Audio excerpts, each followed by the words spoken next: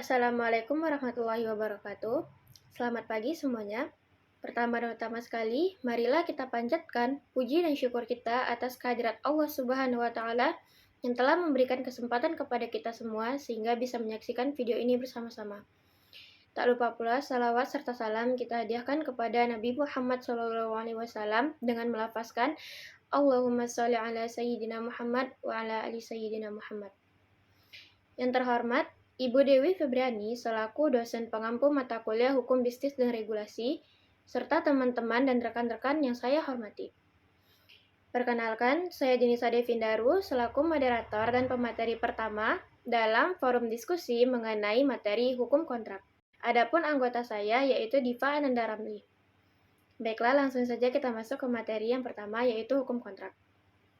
Hukum kontrak merupakan cabang dari hukum perdata yang membahas kaidah-kaidah hukum yang mengatur perjanjian hukum antara dua pihak atau lebih, yang memiliki tujuan tertentu yang sah secara hukum berdasarkan kata sepakat untuk menimbulkan akibat hukum. Hukum kontrak atau perjanjian diatur dalam buku 3 KUH Perdata yang terdiri atas 18 bab dan 630 pasal, dimulai dari pasal 1233 sampai dengan pasal 1864 KUH Perdata. Pihak yang terlibat hukum kontrak disebut pihak kontrak. Yang kedua, ada wan prestasi. Wan prestasi merupakan sebuah tindakan di mana seseorang yang mengingkari janji terhadap janji yang sudah dibuatnya dengan pihak lain. Dasar hukuman prestasi diatur dalam KUH Perdata pasal 1338 yang berbunyi, seluruh persetujuan yang dibuat sesuai dengan undang-undang yang berlaku, sebagai undang-undang bagi mereka yang membuatnya. Akibat terjadinya pelanggaran wan prestasi bagi pihak yang dirugikan adalah sebagai berikut, yaitu gugatan hukum, pembatalan perjanjian disertai tuntutan ganti rugi, pemenuhan perjanjian dan pemenuhan perjanjian disertai tuntutan ganti rugi. Lalu yang ketiga, ada macam-macam kontrak. Kontrak bisnis ada beragam bentuk dan jenis. Hal ini karena bisnis dapat dipecah menjadi beberapa fungsi. Berikut perinciannya. Yang pertama ada kontrak penjualan. Jenis kontrak ini merupakan perjanjian yang menetapkan bagaimana barang dan jasa dapat dijual, dibeli, dan dialihfungsikan. Contoh umum dari kontrak penjualan yaitu tagihan penjualan, pesanan pembelian, pernyataan kerja, dan garansi.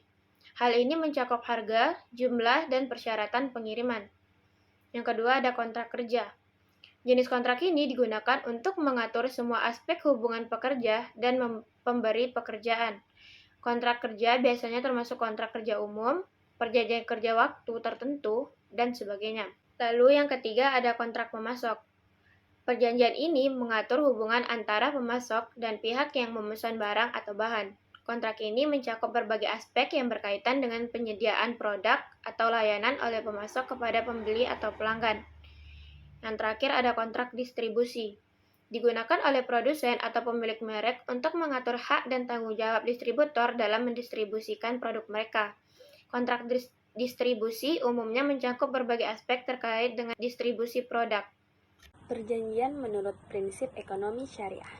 Perjanjian merupakan salah satu cara untuk memperoleh suatu keputusan yang harus dibuat oleh kedua belah pihak yang bertransaksi. Dari perjanjian inilah yang menentukan sah atau tidaknya sebuah transaksi. Menurut hukum perdata, perjanjian di Indonesia itu merupakan perbuatan satu orang atau lebih yang membuat hukum sendiri untuk kedua belah pihak. Sedangkan dalam bahasa Arab, perjanjian merupakan salah satu istilah dalam Al-Quran yang berhubungan dengan akad.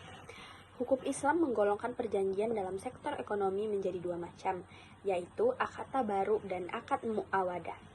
Akad tabaru itu merupakan jenis akad yang tidak bertujuan untuk mendapatkan keuntungan, sedangkan akad mu'awadah merupakan akad yang bertujuan untuk mendapatkan imbalan atau keuntungan. Selanjutnya ada kasus. Di sini ada kasus pembantalan kontrak, yaitu perjanjian kerjasama TNZ dengan April Group. Perjanjian kerjasama antara perusahaan dan Kepala Balai Besar Konservasi Sumber Daya Alam Riau yang dilakukan di Jakarta pada tanggal 29 Juni 2016 lalu. Prosesnya ternyata tidak sesuai prosedur. Pembatalan kontrak dilakukan karena adanya klaim sepihak dari pihak April yang dapat menyesatkan publik tentang kolaborasi antara pemerintah dan perusahaan PT Gemilang Cipta Nusantara dalam hal pengelolaan Taman Nasional Zamrud. Klaim dalam bentuk siaran pers itu keluar pada hari yang sama saat TNZ resmi dinyatakan sebagai Taman Nasional ke-52.